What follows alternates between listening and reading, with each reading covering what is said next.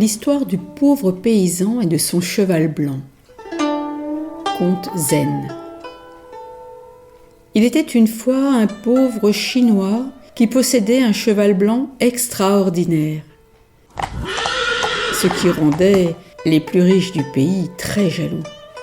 Chaque fois qu'on lui proposait une fortune pour acheter son animal, le vieillard répondait « Ce cheval est beaucoup plus qu'un animal pour moi. C'est un ami.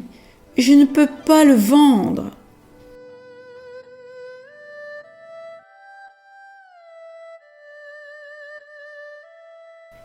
Un jour, le cheval disparaît. Les voisins se rassemblent devant l'écurie vide et donnent leur opinion. « Pauvre idiot, il était prévisible qu'on te volerait cette bête. Mais pourquoi ne l'as-tu pas vendue? Mais c'est un malheur !» Le paysan lui répondit « N'exagérons rien. Disons que le cheval ne se trouve plus dans l'écurie. C'est un fait. Tout le reste n'est qu'appréciation de votre part. Comment savoir si c'est un bonheur ou un malheur? Nous ne connaissons qu'un fragment de l'histoire. Qui sait ce qu'il adviendra? »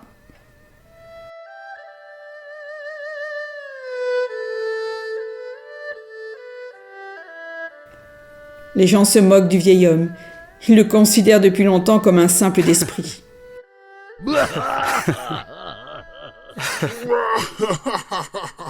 15 jours plus tard, le cheval blanc revient.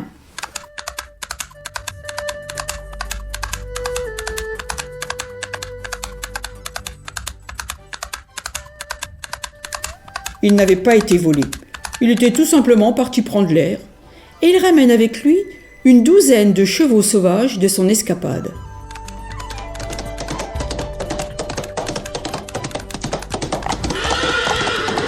Les villageois s'attroupent de nouveau. « Tu avais raison, ce n'était pas un malheur, mais une bénédiction. »« Et je n'irai pas jusque-là.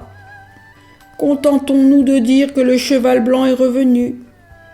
Comment savoir si c'est une chance ou une malchance? Ce n'est qu'un épisode. Est-ce qu'on peut connaître le contenu d'un livre en ne lisant qu'une phrase? »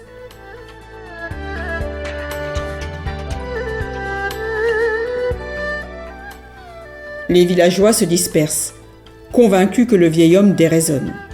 Recevoir 12 beaux chevaux était, c'est sûr, un cadeau du ciel. Qui pouvait dire le contraire?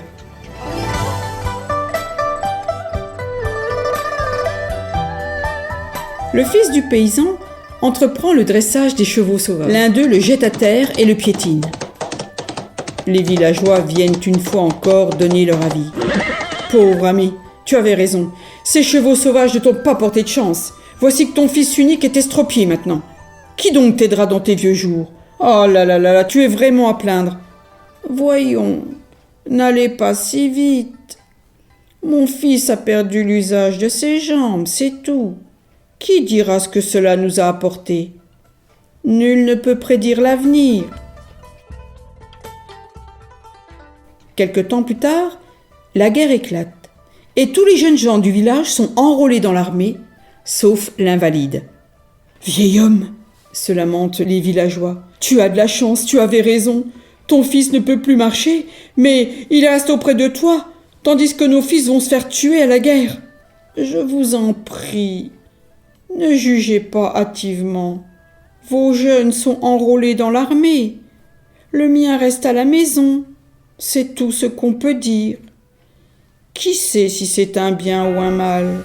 Le ciel est par-dessus le toit, si bleu, si calme.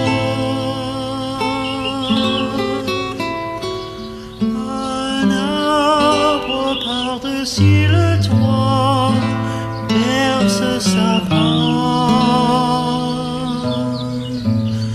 La cloche dans le ciel qu'envoie doucement tête. Un oiseau sur l'arbre qu'on voit chante sa plainte.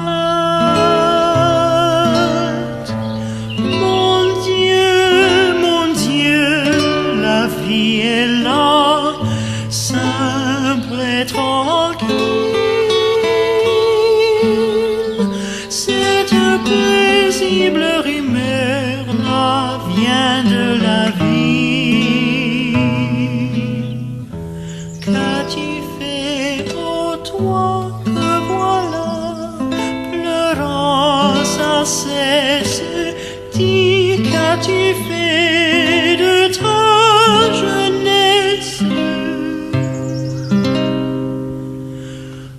The sky above leaves is blue and calm.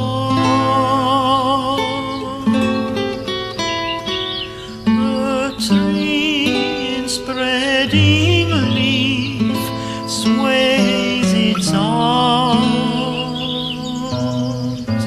The church bell in the sky softly rings.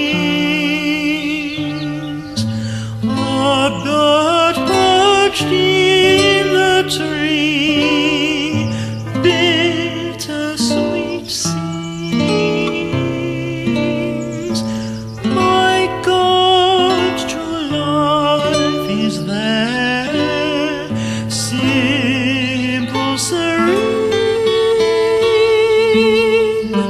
Far away, gentle bustle of the town scene. Oh, what have you done, consumed by tears? Say, what have you done with your young years? Le ciel est par-dessus le